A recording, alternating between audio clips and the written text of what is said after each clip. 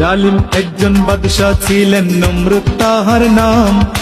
ভেবেছিলেন আল্লাহর চাইতে তিনি শক্তিমান, মহান আল্লাহর সাথে যুদ্ধ করিতেন তিনি।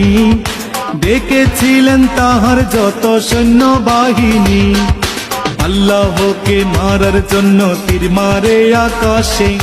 কাণ্ড দেখে আল্লাহ তাআলা হয়তো তখন হাসে, অবশেষে ক্ষুদ্র মশা দিয়ে রহমান নমরুদের সকল শক্তি করলেন অবসান।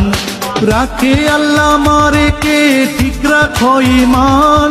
মাছের পেটে বাঁচিয়েছিলেন ইউনুস নবীর প্রাণ, সকল ফয়সালাকারী এক মহান আল্লাহ তাআলা। পাহাড় ভেঙে দরিয়া করে এই তো মাওলার খেলা, সকাল বেলার ধ্বনি আমরা ফকির সন্ধ্যা বেলা, সকাল বেলার ধ্বনি আমরা ফকির সন্ধ্যা বেলা।